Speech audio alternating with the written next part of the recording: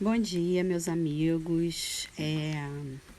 Eu já estava querendo falar sobre isso há um tempo, mas eu vou aproveitar o gancho, né, os acontecimentos trágicos, os acontecimentos dos últimos dias, para falar um pouquinho sobre violência contra a mulher.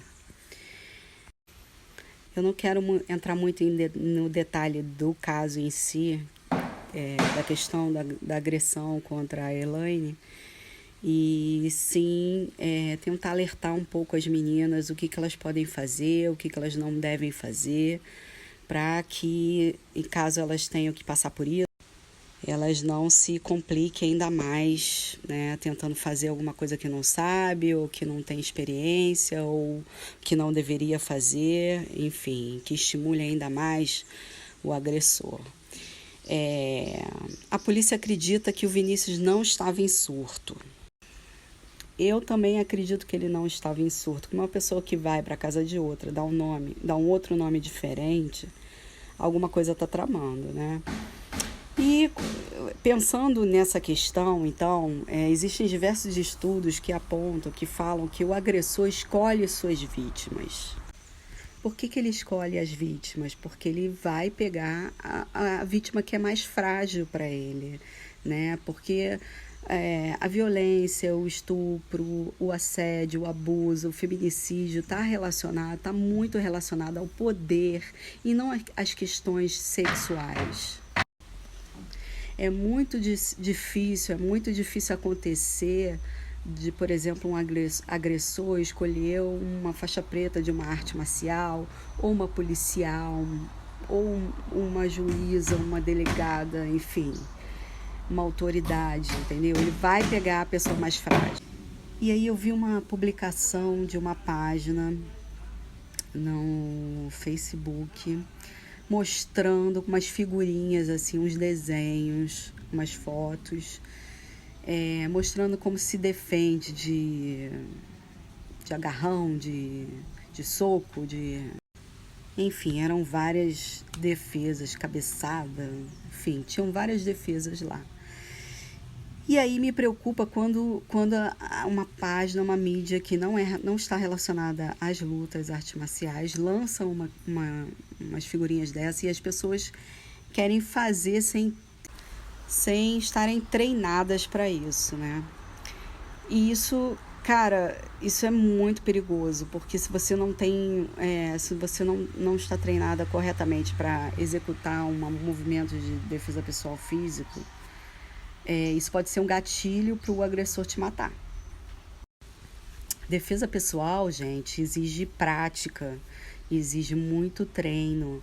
Os movimentos têm que se tornar automáticos. Não se aprende com 10 aulas, não se aprende no YouTube, não se aprende com fotinho, descrição de movimento, pelo amor de Deus.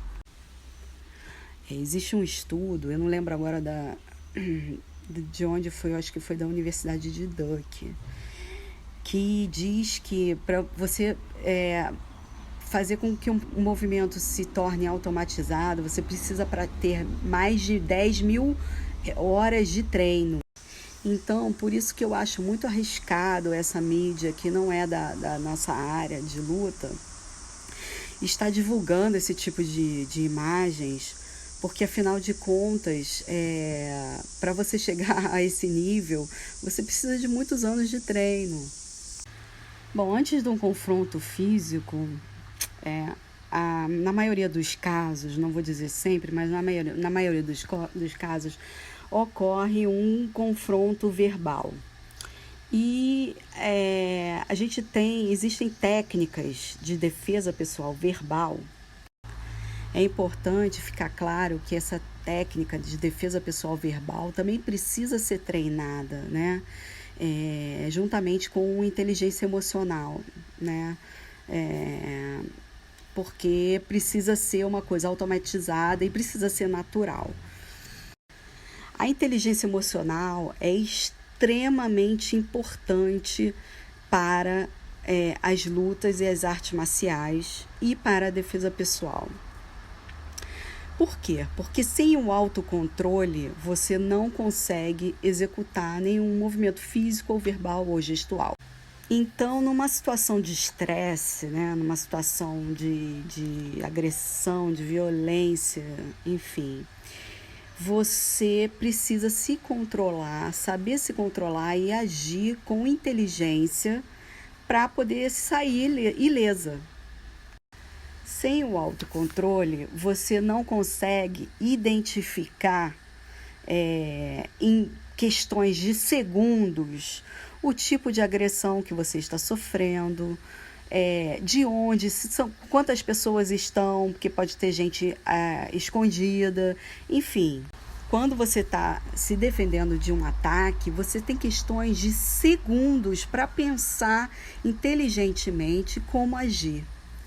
Por isso que é muito importante incorporar aulas de desenvolvimento pessoal, inteligência emocional nas aulas de defesa pessoal, porque muitas pessoas pensam que é praticamente se defender de um soco, de um chute, de faca, de agarrão, enfim, que é a defesa pessoal física, e esquece que antes de partir para um confronto físico existe o ataque verbal. Então, pensando nisso, eu vou dar algumas dicas do que vocês não podem fazer quando estiverem sendo atacadas por um agressor, para que suas ações não se tornem gatilhos de um ato muito pior. O FBI possui um curso nos Estados Unidos que se chama Crime Safety Security, que é para a população em geral, principalmente para as mulheres, que ensina algumas estratégias do que não fazer para que aquele ataque daquele predador se torne uma coisa muito pior. Então, eles falam que a melhor maneira de você impedir um predador é distraí-lo em uma discussão abstrata no tempo presente. Quanto mais ele fala, menor a chance dele te atacar. Eles falam que você tem que se mostrar uma pessoa real, com lutas, com sonhos na vida, porque isso destrói a fantasia do predador, né? De querer te atacar. O medo aumenta a vontade do predador de querer te dominar, de querer te empoderar. Você não pode demonstrar emoção nenhuma. Você tem que demonstrar calma. Você tem que demonstrar tranquilidade. Você não pode se mostrar com medo. Também você não pode se mostrar arrogante. Você não pode se mostrar assustada, porque isso vai atiçar ainda mais a vontade do predador querer te dominar, do agressor querer te dominar. Você não pode falar para ele que ele vai para cadeia porque ele está cometendo aquela agressão contigo, aquele crime, porque você é a única testemunha que ele tem, então ele vai te matar. Por favor, não digam que ele vai ser preso por conta do crime que está cometendo. Você não pode dizer a ele que você tem uma doença transmissível, que você está grávida, que você está em doença terminal, porque isso vai reforçar a crença dele de que as mulheres são mais e precisam e merecem ser violadas e mortas. Outra coisa que você não pode falar é: e se eu fosse sua mãe? E se eu fosse sua filha? Cara, você não conhece aquele agressor, você não sabe como é que foi o passado dele, você sabe se a mãe dele o largou, o agrediu, enfim. Isso pode ser o gatilho também para ele te matar. Outra coisa que você não pode dizer é que você é homossexual, porque isso também você não sabe se o cara é homofóbico, por exemplo. Você não conhece aquele agressor, então isso também pode ser outro gatilho. Nesse curso, o FBI conta que tinha uma menina de caso real, tá?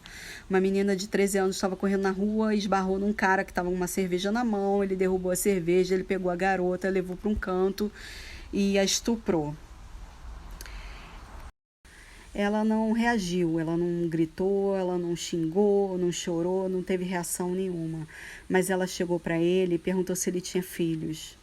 E aí ele imaginou a mãe que tinha largado ele naquela menina e matou a garota. Então, gente, é muito importante vocês saberem esses tipos de coisa para que vocês saibam que existem algumas coisas que não devem ser faladas em um momento de agressão, né? Principalmente quando você não conhece o agressor. Para não me alongar muito, para o vídeo não ficar muito longo, e aí as pessoas acabam não assistindo tudo. Esses conteúdos todos a gente dá nos workshops do jiu-jitsu feminino. A gente vai falar sempre sobre essas questões. Então seria legal que vocês ficassem ligados aí no canal, na página da SAF, porque a gente vai divulgar sempre esses workshops que a gente vai fazer pelo Brasil todo, tá? Valeu, galera. Se tiver alguma dúvida, manda no direct.